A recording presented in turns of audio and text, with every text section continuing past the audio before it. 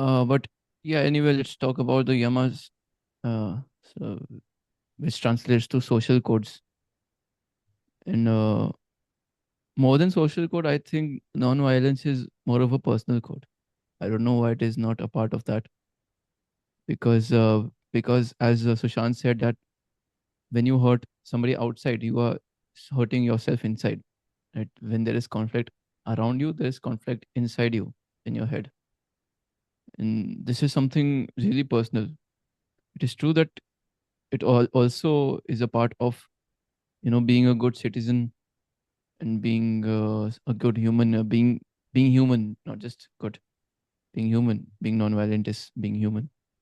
And it makes sense if it is in the social codes, but the logic of it being in the steps towards yoga is more personal, because Mm. yoga talk because Sushant talked about internal pain and violence and suffering, right? Yeah, right. Yeah, I see this kind of the same way, but also he talked about like the Zoroastrians have this saying with the good thoughts, good speech, good deeds. So he said like it is also applies to like how we speak and how and what we do, and that should be non-violent in itself as well. And there I see it more like a social code, and I think we see the same in a kind of degenerate form in the Ten Commandments and Christianity as well. When the first one is also to not kill anything or anyone. Yeah, Yeah.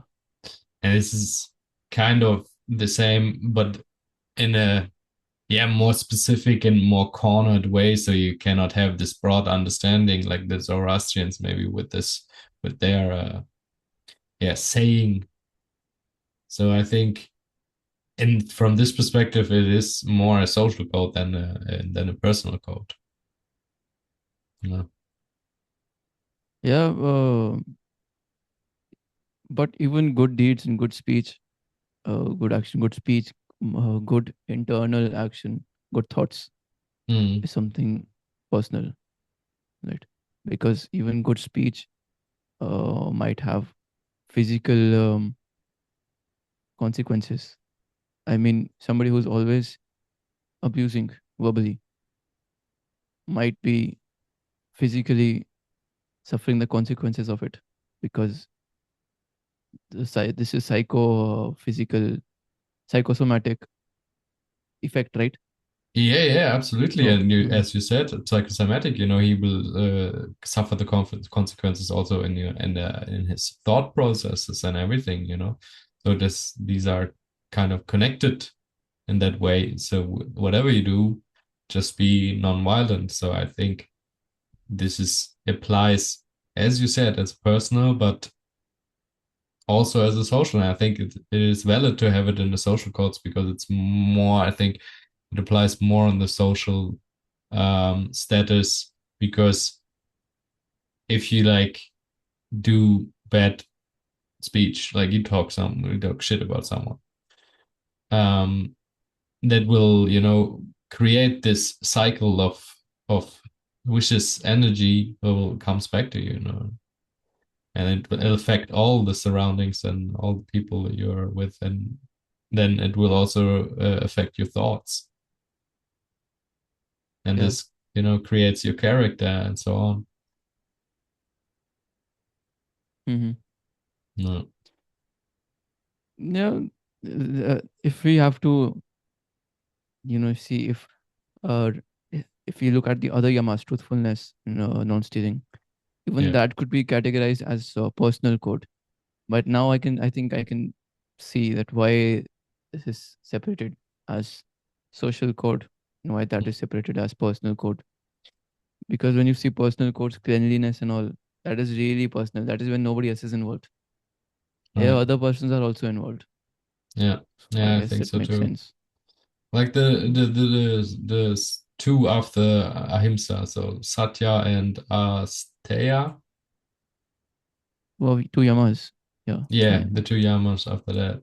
I think they are Mm. like I would say, yeah, kind of coming together, like Sushant said.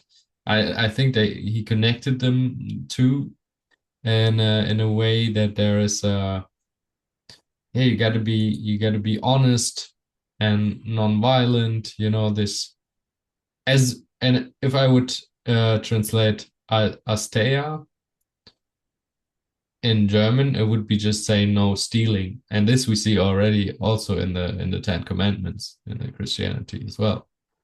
Yeah. Mm, And I think this is yeah. also again another form of it. But I love the way actually how Suchant connected these two and also just connected it on a psychic level. You know, this is always this vacuum inside of you who like Yeah. gives rise to these actions to steal Mm, or to lie and to not be honest to anything or to have ambition as you said, and this is, you know, this vicious cycle as you talked in the beginning, what Ashtanga yoga is all about, to get rid of these vicious cycles. yeah. Yeah. So even there's a philosopher, Indian philosopher. His name is Jiddu Krishnamurti. I quote him a lot in our episodes. Yeah. He talks a lot about inward poverty, and as Sushant said, vacuum inside. Krishnamurti says that this is this inward poverty that makes us even look for spiritual knowledge, let let alone materialism, more money, more pleasure, sensual pleasure, even spiritual knowledge. As if like if I read a holy book or a spiritual book, and there's everything in that book, whatever we need to know, that one practice, we all know that what that is. It is just letting things happen, right? All philosophies talk about it. Even yoga is just going with the flow, letting the doing part vanish, whatever. So uh so even Yeah. seeking this knowledge is basically just this inside poverty.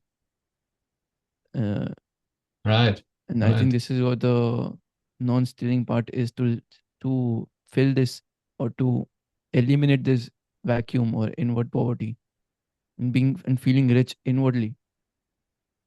Because even a capitalist, a billionaire, can feel poor and be greedy for experiences, for knowledge, for money, whatever.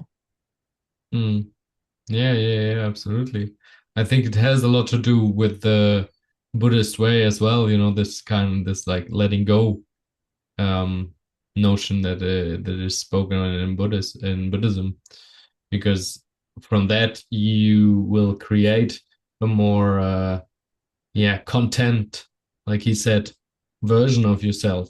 Yeah, where you don't, what this goes already also in the next two yamas and the last one. I think there's a big a big portion of it is like, don't let the ego control or have power over you. You know, because I think the ego comes in at any time we want something more.